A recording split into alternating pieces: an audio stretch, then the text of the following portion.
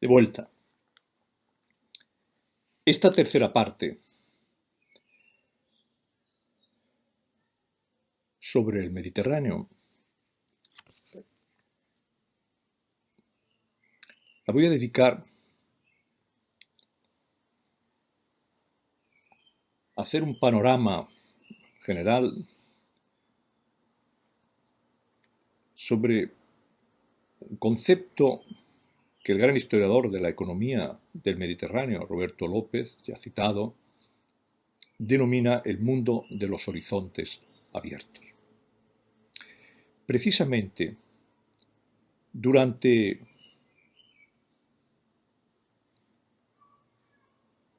cerca de 2 siglos, desde mediados del siglo XII hasta mediados del siglo XIV, este pulso entre la Odisea de los mercaderes y la Ilíada de los varones, entre el desarrollo de la economía que exigía un diálogo con el resto de las culturas y de civilizaciones que habitaban el Mediterráneo en esos años, y la idea de la cruzada, que proponía una conquista militar, no sólo de los santos lugares, sino de otros lugares que de algún modo habían sido ocupados ilegítimamente por el Islam. Es lo que pasó en la península ibérica. Ese final de la cultura mediterránea, en el que durante esos 2 siglos se desarrolló un proceso de conquista militar y de colonización agrícola que conocemos genéricamente y tradicionalmente con el nombre de Reconquista, que condujo,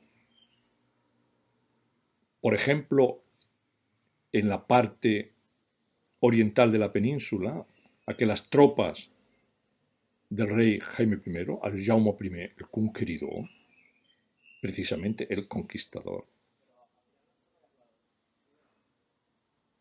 avanzara más allá del río Ebro con la intención de conquistar las ricas taifas de Valencia y de Denia, para lo cual necesitó previamente conquistar la isla de Mallorca para tener bien guardado su flanco marítimo. O lo que ocurrió en la parte occidental cuando los reyes de Portugal avanzaron más allá de la línea del Duero para hacerse con toda esa franja que constituye Portugal. Y en el centro, la política de los reyes de Castilla,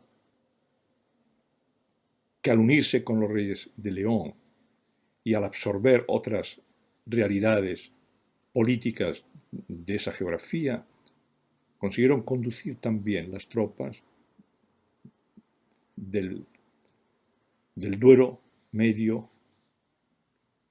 hasta el Guadiana e incluso el Guadalquivir y más allá hasta el Atlántico, con la conquista de Tarifa.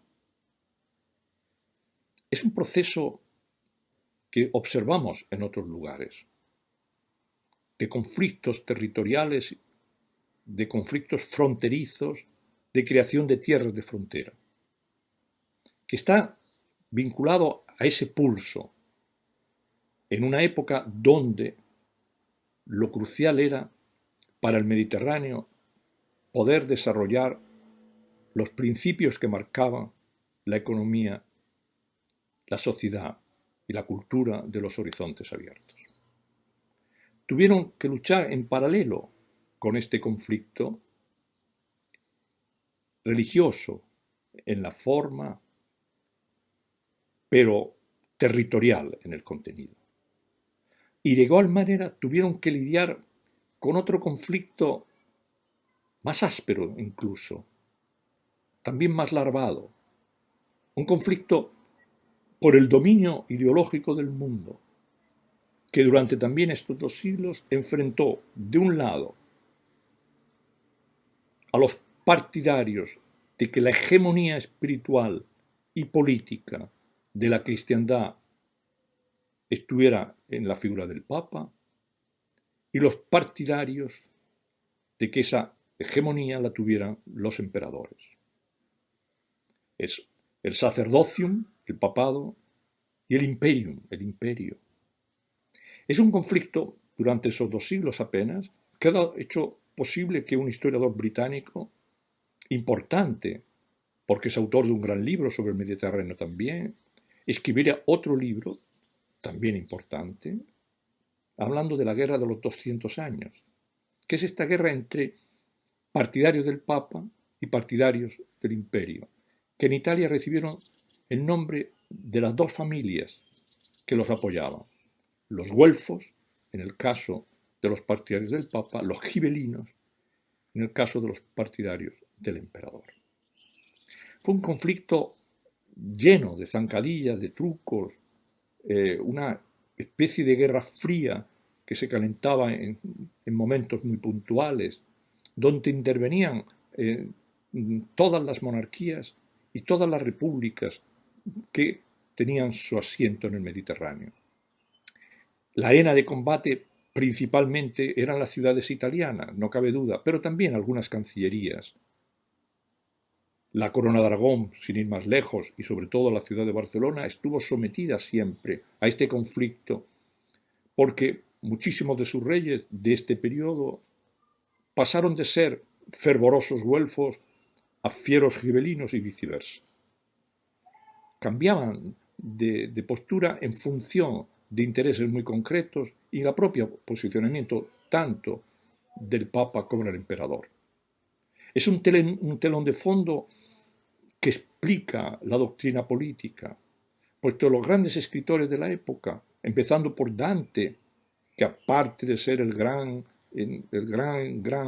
poeta de la comedia, es también el autor de un libro político llamado De Monarquía, a favor precisamente de que la hegemonía esté en manos del emperador y que el Papa no tenga control sobre las cosas terrenales, que su poder sea únicamente espiritual, que por lo tanto cuestione sus procedimientos ideológicos que ellos, los papas, pensaban que procedían de una donación hecha por el emperador Constantino el Grande en la época en la que concedió el famoso edicto de Milán, en el año 313 de la era cristiana.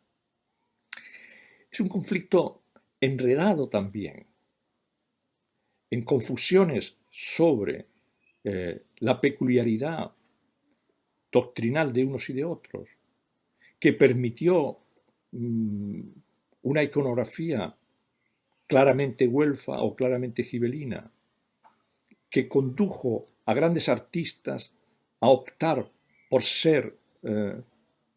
aceptar el mecenazgo del papado o de los emperadores. Y en algún momento también tuvo un tinte de debate entre el carácter filogermánico, filoalemán, que tenían ser partidario del emperador, y el carácter filofrancés, que tenía que ser el ser partidario del Papa. Todo este telón de fondo tan extraordinario, que ha generado infinidad de estudios, que ha explicado mucho la naturaleza del propio Mediterráneo. Las idas y venidas, las relaciones diplomáticas, el ejercicio de la Cancillería, en fin, algo que no sepamos de nuestros días. La política ha marcado siempre lo que podemos llamar una primera plana en los periódicos.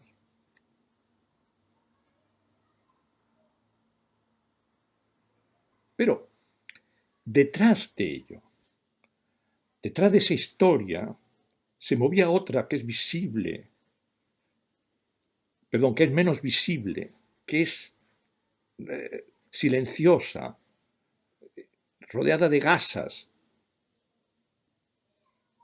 a veces intencionadamente, que es la historia de cómo finalmente insertar el capital social en el orden económico del mundo.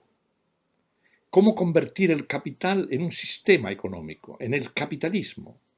Cómo el capitalismo no solo tenga que afectar al orden del comercio, sino que afecte igualmente a la producción y al ejercicio del movimiento del dinero. Pero para eso era preciso dirigir ese principio que os hablaba antes de la técnica de aplicación, la invención de la invención, a algo extraordinario,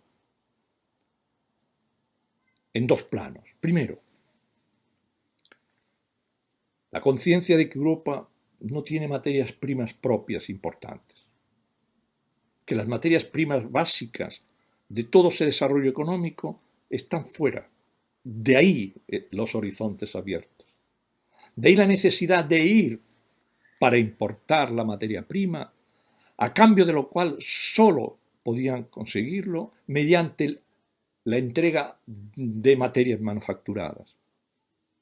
Por lo tanto, había que revolucionar la manufactura de los productos que ofrecían a cambio de obtener las materias primas. Y no hacerlo mediante el mecanismo de la conquista o el mecanismo militar que proponían algunos, sino hacerlo mediante el intercambio que la economía de mercado permite.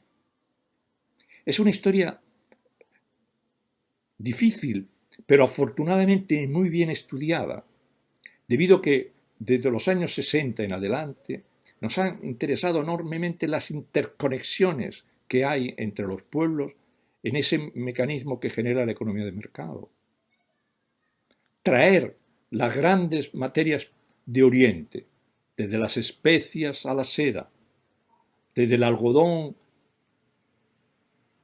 y de las que vienen del sur oeste, el oro de Centroáfrica, la lana merina del Atlas marroquí y tantas otras materias fundamentales, para no hablar, por supuesto, de la principal de todas, de la lumbre, el fijador del color que solo se encontraba en las minas de una isla de Focea en Asia Menor.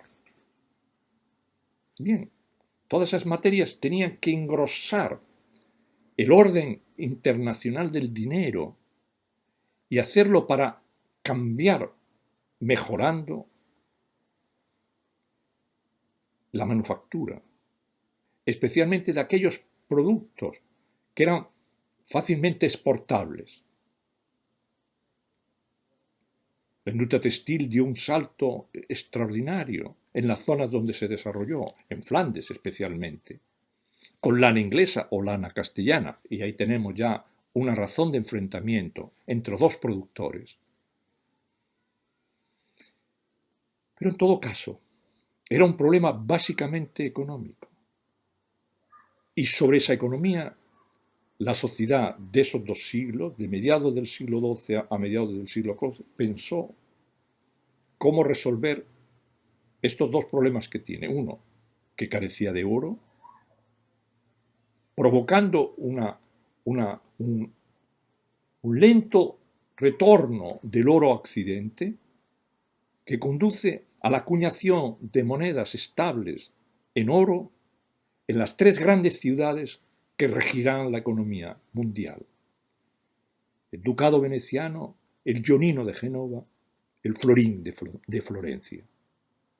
Era un emblema del poder económico de estas tres ciudades, pero también del poder simbólico que le ofrecía tener un control absoluto sobre el depósito.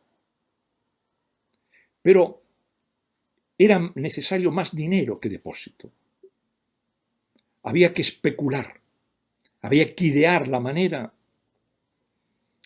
de evitar el riesgo, que es un concepto que nace con la economía, el peligro, diríamos nosotros de forma más coloquial, de moverse con bolsas donde las monedas de oro y de plata sonaban al moverse, fácilmente sujetas al latrocinio y al robo. La bolsa o la vida era una expresión. Pues bien, estos mercaderes que comenzaron a moverse de un lado para otro descubrieron que había un elemento superior que lo evitaba, y era la conversión del dinero en papel. Y a partir de esta idea, de esta aplicación verdaderamente genial, aparecen los instrumentos financieros lo suficientemente sólidos para mover grandes cantidades de dinero sin necesidad de moverlo. La cuestión era muy simple. Se acudía a un lugar determinado de una ciudad donde unos individuos se sentaban detrás de una tabla que en italiano se llama il banco. Y al sentarse allí recibían un depósito en dinero inicialmente, en monedas inicialmente, que guardaban en sus cajas fuertes, que comenzaron a realizarse cada vez más sólidas, más seguras, más difíciles de abrir y de robar. A cambio, el que lo recibía, el que entregaba las monedas, recibía una indicación en papel del depósito que había hecho. Y si era preciso, un documento fragmentado de ese depósito. En definitiva, poco a poco se iba vislumbrando lo que terminó siendo el cheque bancario. Es decir, una cédula con la cual uno se manejaba con un dinero que podía liberar en cualquier otro lugar y en otra ciudad donde existiera esa tabla, ese banco, donde a cambio de ese documento recibía el dinero que el documento indicaba que tenía. Podía hacerlo así o sencillamente podía, segundo mecanismo, endosárselo a alguien y pasar esa cantidad sin necesidad de que esa cantidad existiera a otra persona. Y esa otra persona a una tercera y una cuarta y una quinta. Los endosos se multiplicaban porque la pieza en papel seguía teniendo el mismo valor hasta el último personaje endosado. Al final cualquiera la liberaba o sencillamente la utilizaba también para crear su propio depósito. El banco recibía, por lo tanto, ese documento y lo introducía en sus libros, para lo cual fue una exigencia la creación de una seria contabilidad, una contabilidad por partida doble, la aparición de libros de contabilidad que se unían a todas las herramientas que se aparecían visibles en esa tabla, en el banco. Poco a poco, el banco fue ocupando un lugar preeminente en las ciudades y dejó de estar en los soportales para introducirse dentro de algún edificio para mayor seguridad y mayor comodidad del propio cliente, creando la institución bancaria.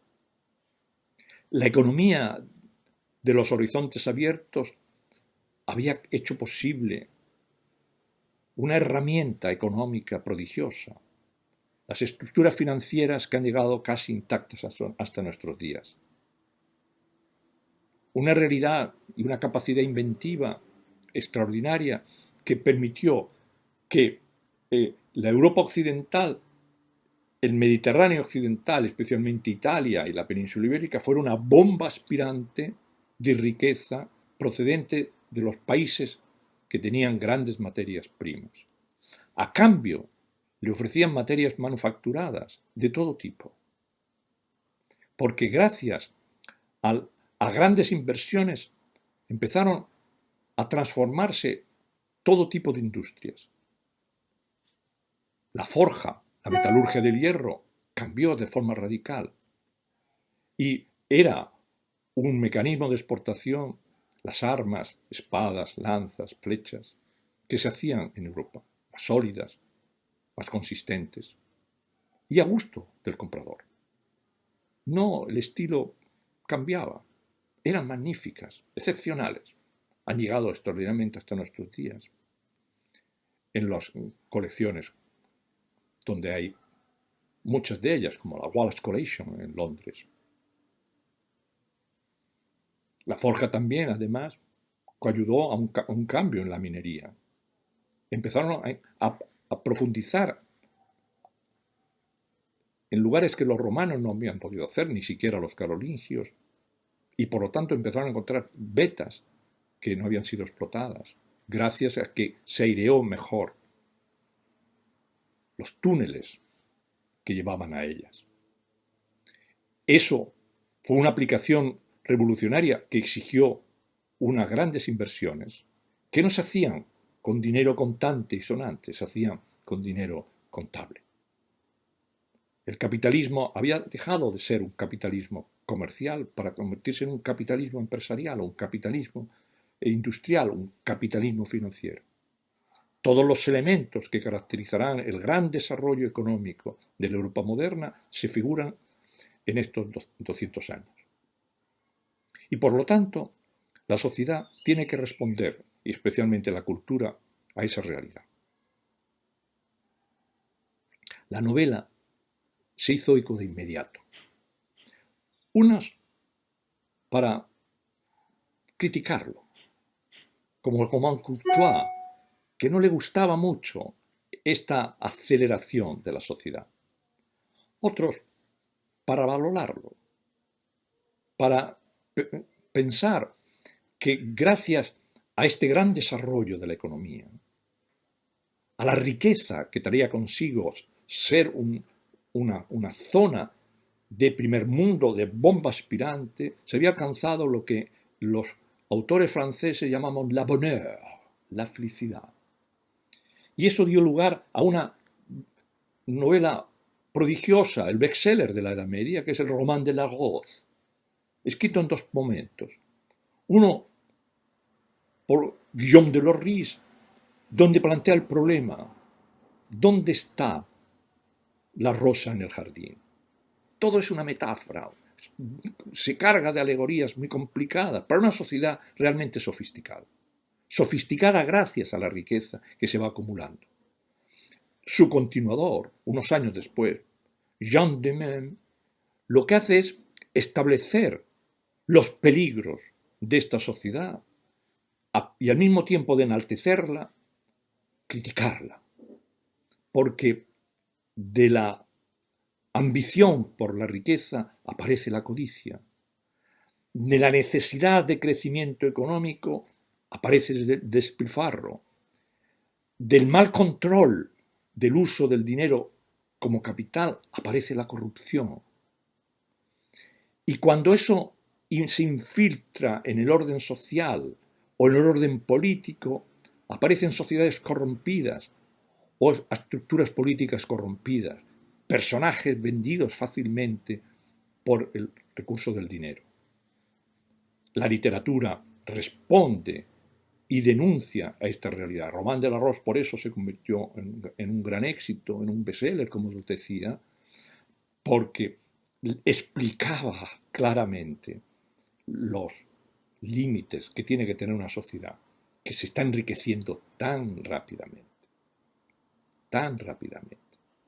De eso nosotros sabemos bastante. Y entonces comienza a plantearse, gracias a las buenas inversiones que se realizaban en el mundo del arte, qué espacio pictórico se puede adecuar a una sociedad de esta naturaleza. Y hete aquí que, no por casualidad, sino por la propia coherencia de este universo de los horizontes abiertos, aparece un genio de la pintura que va a cambiar el espacio visual. Se llamaba Giotto y era natural di Bondone, Giotto di Bondone. Los que hemos visto alguna vez la capilla de los Scrovegni, que eran unos banqueros importantes en la ciudad italiana de Padova, sabemos muy bien del esfuerzo que hizo Giotto de introducir un azul abstracto con la misma intensidad y la misma preocupación que lo hará luego Picasso a principios del siglo XX. Giotto crea un universo para crear una narrativa de la denuncia de dónde estaba llegando la sociedad de los horizontes abiertos. Y uno de sus seguidores más notables, si no el más notable, Ambrogio Lorenzetti, recibió el encargo de pintar en el Palazzo Comunale de Siena, en la Sala de los Nueve, la sala del gobierno, un fresco donde hablara en términos alegóricos de lo que es el buen gobierno y lo que es el mal gobierno. Seguir de cerca este fresco nos ilumina claramente de que la sociedad europea hacia el año 1330 había llegado a un límite de su capacidad creativa y necesitaba con urgencia tomar una serie de decisiones o estaba condenada a sufrir un terrible varapalo. De ese trágico suceso versará la cuarta y última parte de este ciclo dedicado al Mediterráneo medieval. Hasta dentro de muy poco.